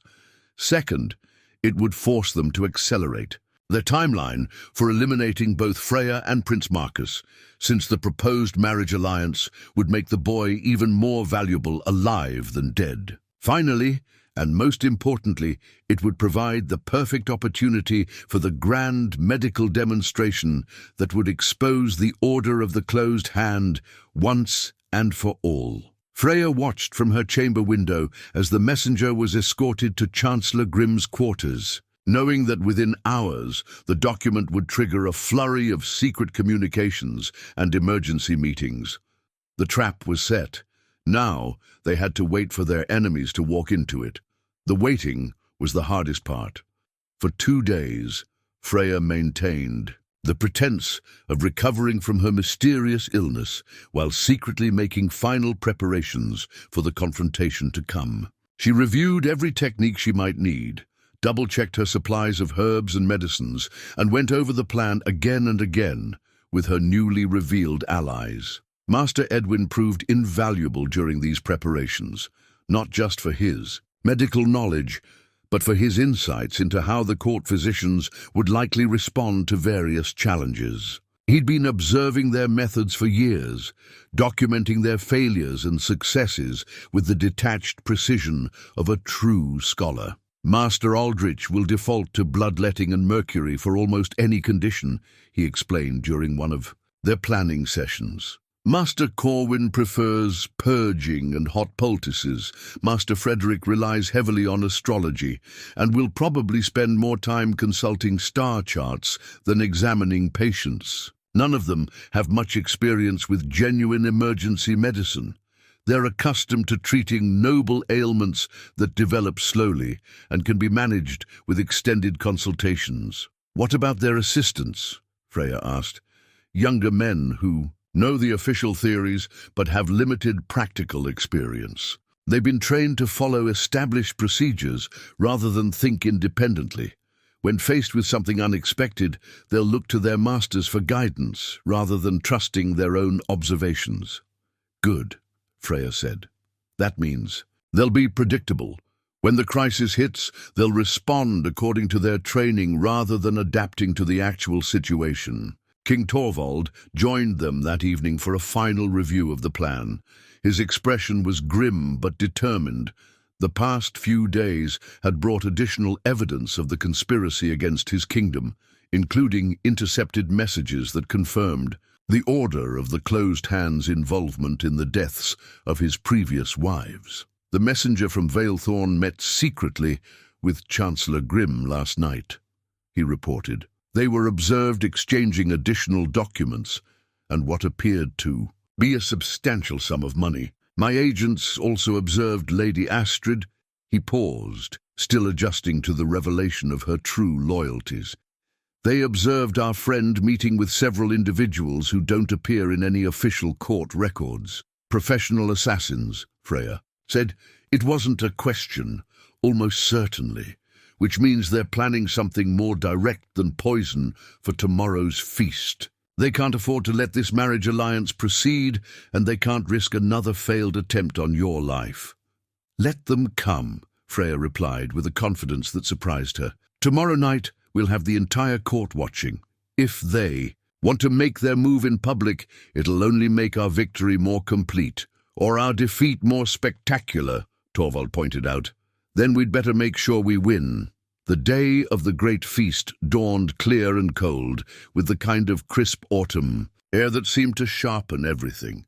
Colors, sounds, even thoughts. Freya woke before sunrise and spent an hour in meditation, centering herself for the challenges ahead. She'd learned long ago that healing required not just knowledge and skill, but also the right state of mind. Calm, focused, completely present. In the moment, as she prepared for the day, she chose her clothing carefully, not the elaborate court dress that would mark her as trying too hard to fit in, but also not the simple village garments that would reinforce her outsider status. Instead, she selected a well-made but practical gown in deep blue, with sleeves that could be rolled up for work and pockets carefully hidden in the folds for carrying medical supplies. The king's seal ring caught the morning light as she slipped it onto her finger, its familiar weight now a source of comfort rather than intimidation. She was no longer the uncertain woman who'd been afraid to wear it. She'd earned the authority it represented through her actions, her knowledge, and her willingness to fight for what was right. The great hall had been transformed for the occasion, with additional tables to accommodate the dozens of visiting nobles and dignitaries. Banners from various kingdoms hung from the rafters, creating a colorful display that masked the tension underlying the festivities. Freya noted the strategic placement of guards throughout the room.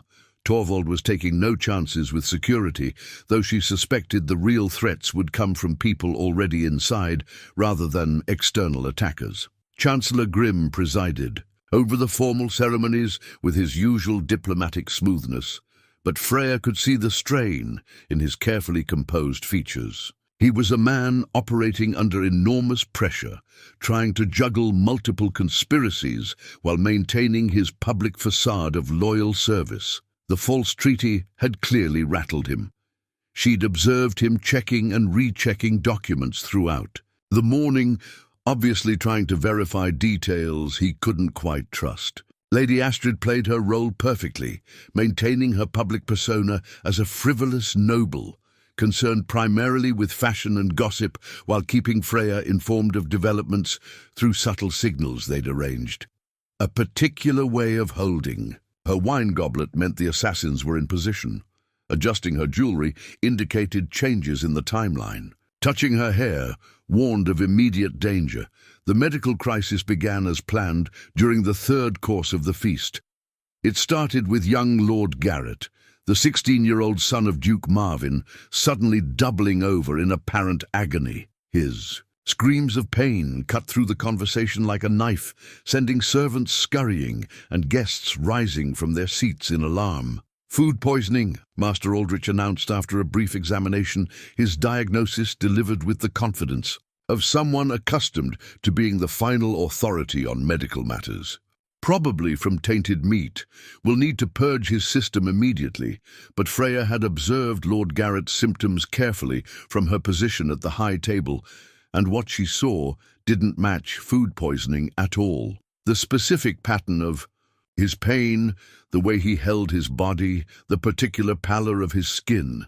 She'd seen these signs before, and the condition they indicated required very different treatment than Master Aldrich was prescribing. "Your Majesty," she said, rising from her seat, "with your permission, I'd like to examine Lord Garrett as well. I believe his condition may require urgent attention that purging would actually worsen." The great hall fell silent. Every eye in the room fixed on the confrontation, developing between the kingdom's chief physician and the controversial woman who'd saved Prince Marcus and Lady Catherine. The assembled nobles sensed they were about to witness something significant, though few understood the full implications of what was unfolding.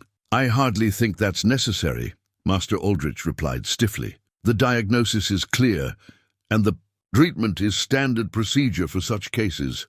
"The diagnosis may be wrong," Freya replied calmly. "And if it is, your standard procedure could kill him." The challenge hung in the air like a thrown gauntlet. Chancellor Grimm stepped forward, clearly seeing an opportunity to discredit Freya publicly while appearing to support medical authority. "Surely," he said smoothly, "we should trust the judgment of our trained physicians rather than risk a young man's life on unproven methods." "Then let's test both methods," King Torvald said, his voice carrying the quiet authority that could silence armies. "Master Aldrich, please proceed with your treatment. Lady Freya, please explain what you believe is actually wrong with Lord Garrett." And so the trap was sprung. What followed would determine not just the fate of one young nobleman, but the future of healing throughout the kingdom and beyond. The crown of thorns sat on its velvet cushion at the center of the high table, its ancient metal gleaming in the torchlight like a reminder of the burden true leadership demanded. Freya glanced at it as she knelt beside Lord Garrett's writhing form, drawing strength from its symbolism.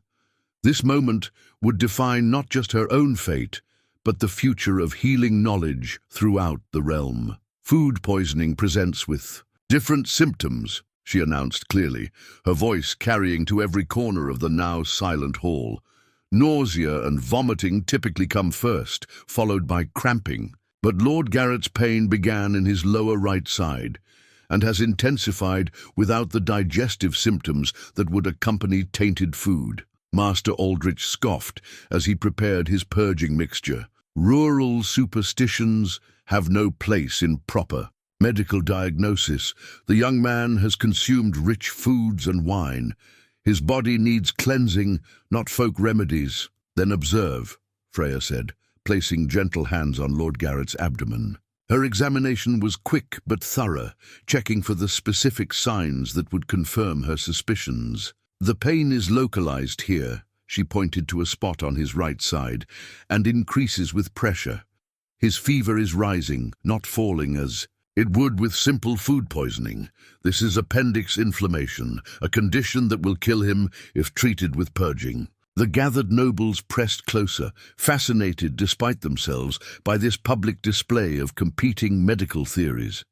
Many of them had lost family members to mysterious ailments that the court physicians had been unable to treat successfully. They watched with the desperate hope of people who'd learned not to trust official medicine completely. Master Aldrich's face reddened with professional outrage. Appendix inflammation is a theoretical condition mentioned in some ancient texts, but no serious physician has learned to recognize it because they're too busy following procedures instead of observing patients. Freya interrupted.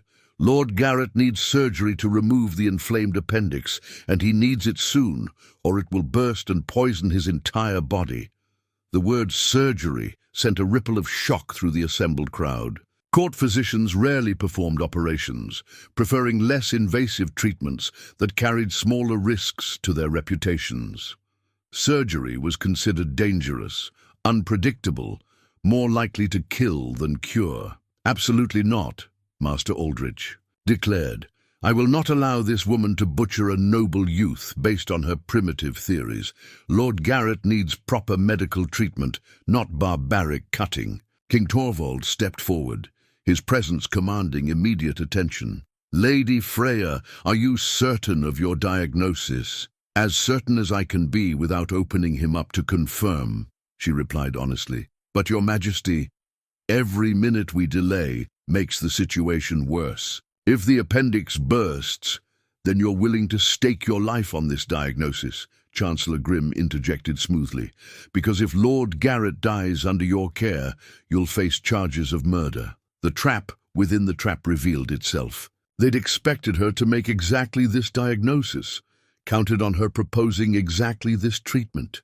If she succeeded, they'd claim she'd somehow caused the condition in the first place.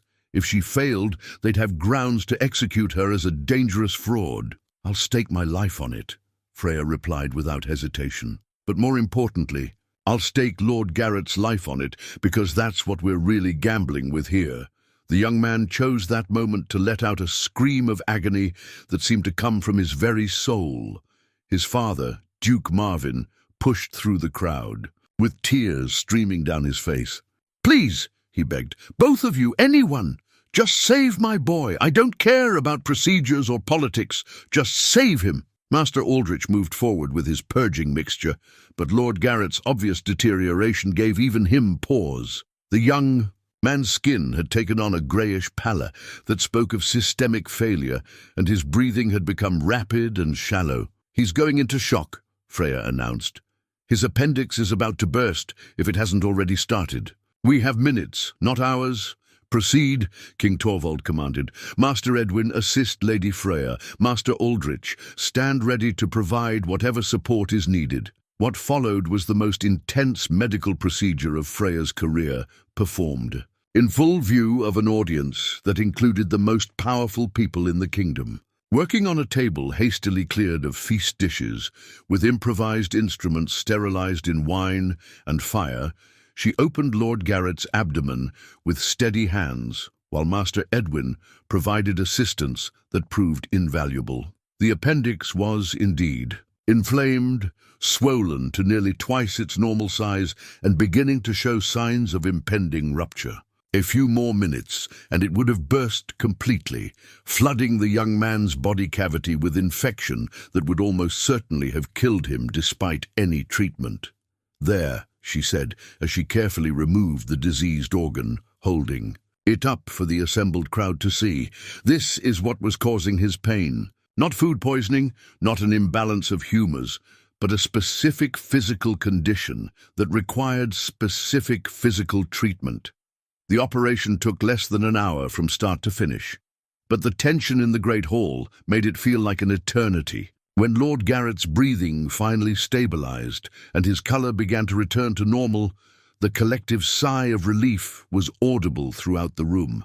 Duke Marvin wept openly as his son's eyes fluttered open, and the young man asked weakly for water. The crisis was over, the diagnosis vindicated, the treatment successful beyond any reasonable doubt. But Freya knew the real battle was just beginning. Saving Lord Garrett had been the easy part.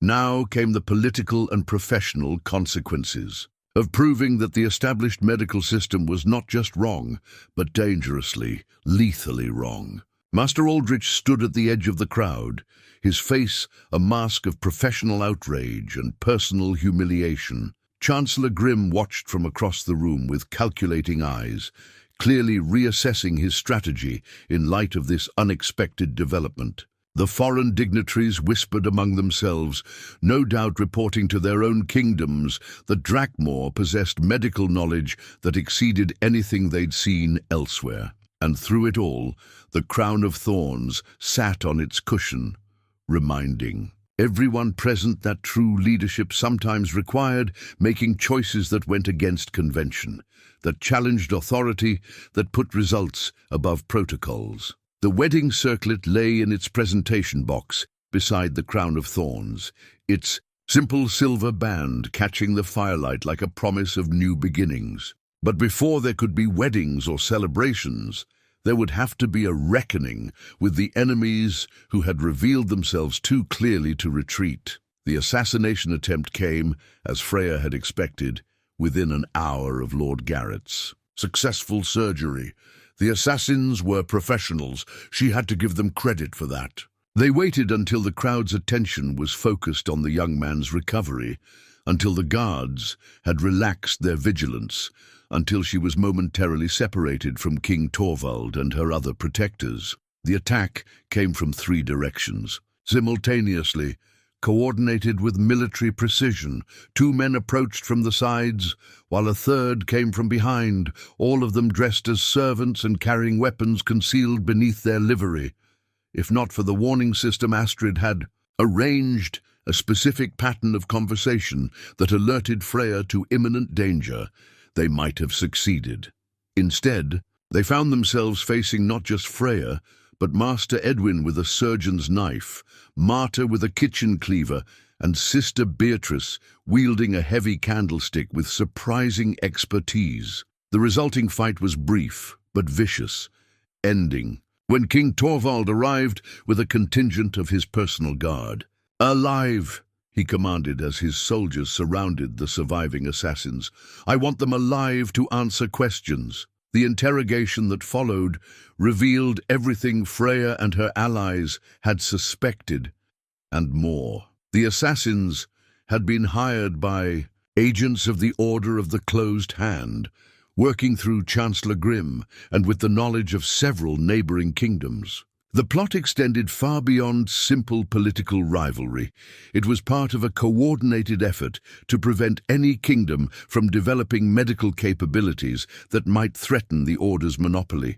But the revelation that stunned even Freya was the scope of their previous successes. The Order hadn't just killed Torvald's previous wives, they'd eliminated hundreds of traditional healers throughout the known world, always making the deaths appear accidental or natural. They'd burned libraries, destroyed medicinal gardens, and systematically erased healing knowledge that had taken centuries to accumulate.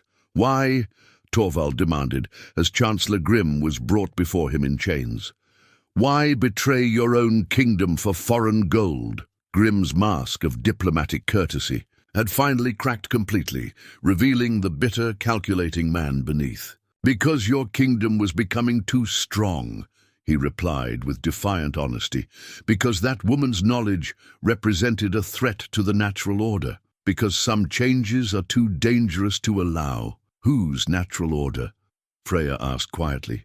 The order that lets children die from treatable conditions.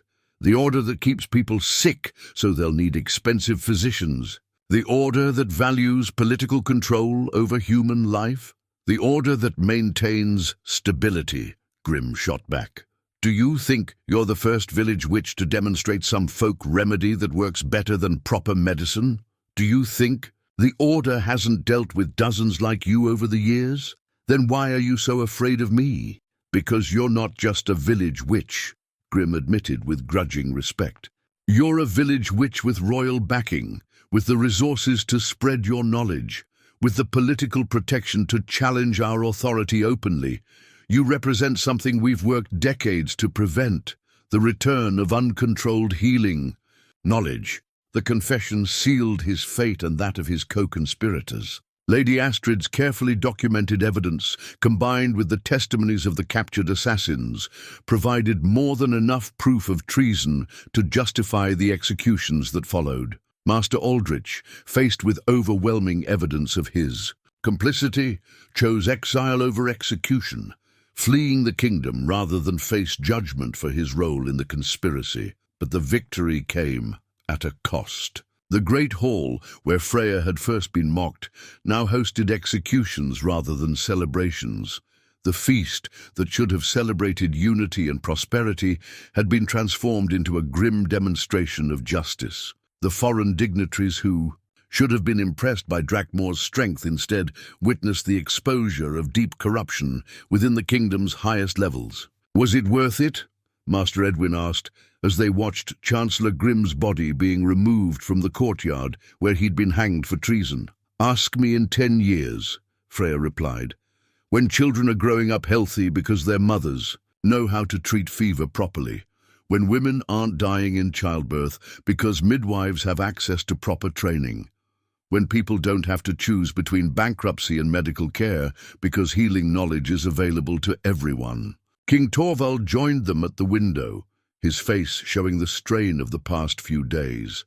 The other kingdoms will react to this, he warned.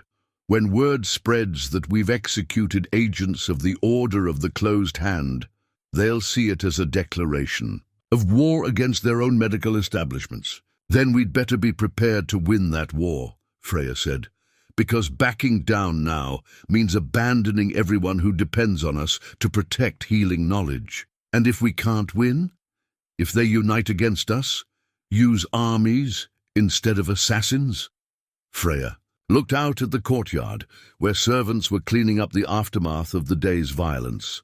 Tomorrow there would be new challenges, new threats, new battles to fight. But tonight, Lord Garrett was alive and recovering. The conspiracy had been exposed and defeated, and healing knowledge had survived another attempt at suppression. Then we'll face them with the truth, she said finally. We'll show the world what real healing looks like, and let people decide for themselves whether they want to live under the Order's monopoly or choose something better. The wedding circlet caught the last rays of sunlight streaming through the window, its simple band seeming to glow with promise.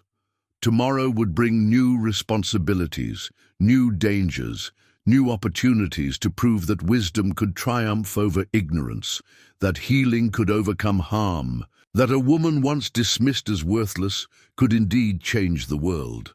But tonight, for the first time since stepping onto that auction platform, Freya allowed herself to believe that the future might hold something better than mere survival. It might hold the chance to build something worth surviving for. 1 year later, the royal garden bloomed with healing herbs that had once been considered too dangerous for official cultivation. Freya walked among the carefully tended beds in the early morning light, checking on plants that represented knowledge preserved, wisdom honored, and hope made tangible in green growth and medicinal promise. The transformation had been neither quick nor easy. In the months following the exposure of the Order's conspiracy, Drakmor had faced diplomatic isolation, trade embargoes, and 3 separate invasion attempts from kingdoms that viewed their medical reforms as existential threats. But they had also attracted scholars, healers, and refugees from across the known world, people seeking the freedom to practice medicine based on effectiveness rather than political approval.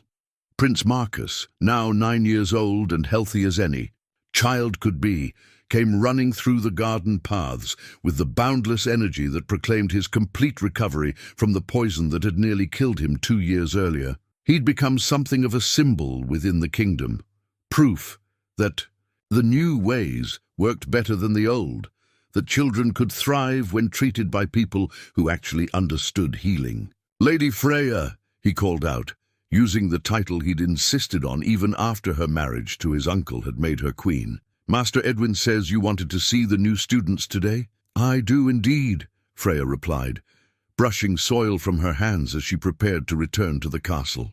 The morning's work in the garden had become her daily meditation, a way of staying connected to the practical roots of healing knowledge, even as her responsibilities had expanded far beyond individual patient care. The new students were part of the kingdom's most ambitious reform, a healing academy that trained practitioners in both traditional wisdom and the best innovations from formal medicine.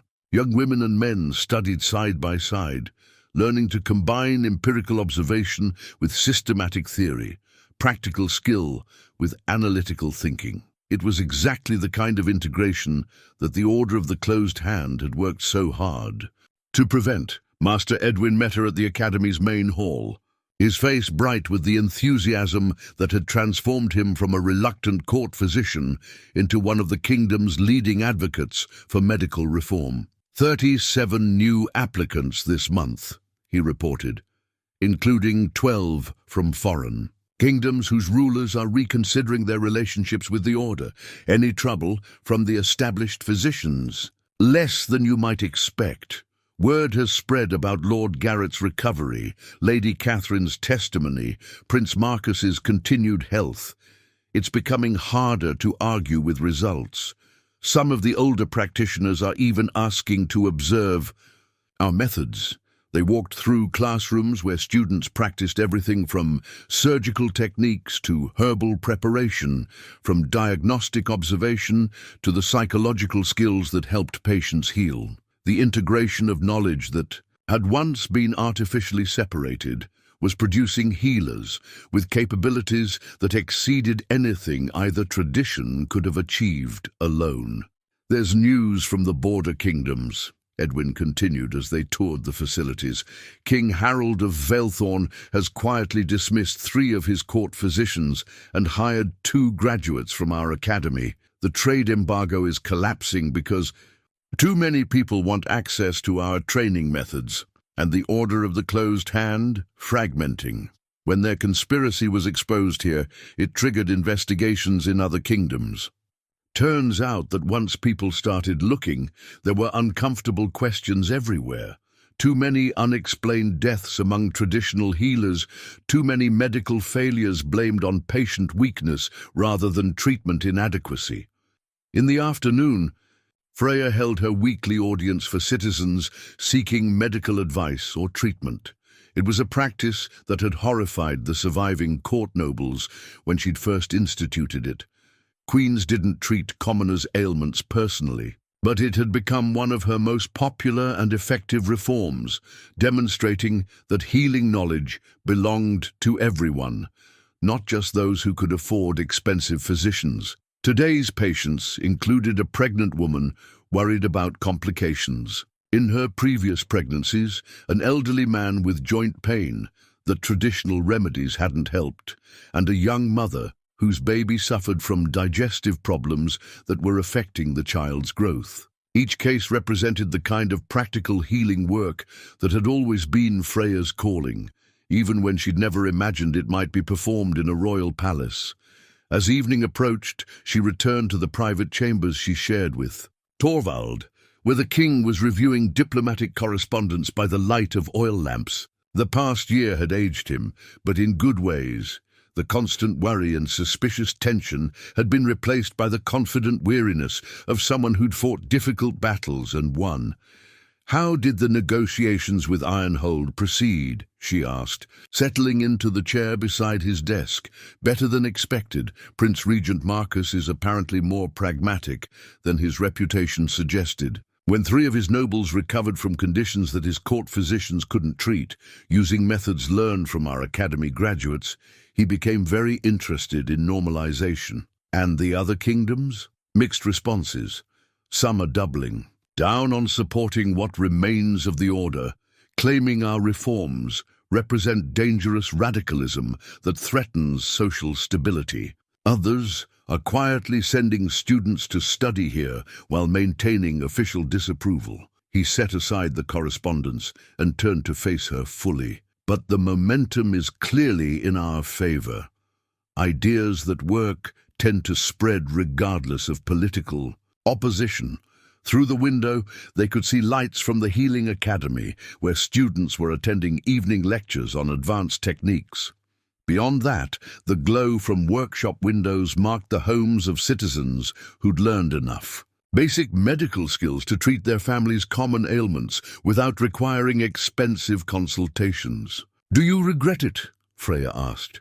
"Choosing the path that led to all this upheaval?" Torvald considered the question seriously, as he did most things.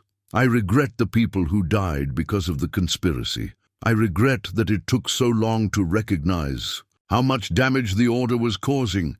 I regret that we couldn't save everyone who suffered under their system." He paused, reaching over to take her hand. "But I don't regret choosing you. I don't regret trusting wisdom over convention, and I don't regret the battles we fought to get here, even though it cost us 3 potential heirs." The question hung between them, not accusatory but acknowledging the reality that their marriage, while personally fulfilling, had not yet produced the children the kingdom needed for succession. It was a source of quiet pain for both of them, though they'd learned not to let it overshadow the good they were accomplishing. "Even then," Torvaldi said firmly, "whatever happens with heirs and succession, we've built something that will outlast us. The knowledge we've preserved, the institutions we've created, the people we've trained, that's a legacy that doesn't depend on bloodlines." A soft knock interrupted their conversation. Master Edwin entered, carrying a leather portfolio that clearly contained urgent news. "Forgive the late hour," he said, "but there's been a development you need to know about immediately." "What kind of development?" Freya asked. "The kind that changes everything we thought we knew about the Order of the Closed Hand." Edwin opened the portfolio and spread several documents across the desk. "These came through our network in the Eastern Kingdoms. Correspondence seized during raids on suspected Order facilities." The documents revealed the true scope of what they'd been fighting. The Order wasn't just a medical monopoly, but part of a larger conspiracy that used controlled healthcare as a tool of political dominance. By keeping populations sick, dependent, and desperate, they created conditions that made people grateful for any authority that promised relief, even tyrannical authority. "They've been using medical monopoly to support dictatorships throughout the known world," Edwin explained. "Keep people sick enough to need constant treatment, expensive enough that only the wealthy can afford it, and mysterious enough that no one questions why so many treatments fail." "How many kingdoms?" Torvald asked. "At least 12 that we know. Of probably more. The pattern is always the same. Eliminate traditional healers, establish medical monopolies, use controlled healthcare to maintain social control." Edwin pulled out a map, marked with symbols indicating order influence. "But there's also good news. Our reforms have inspired resistance movements in at least 6 kingdoms. Traditional healers are coming out of hiding. Medical schools are questioning established curricula.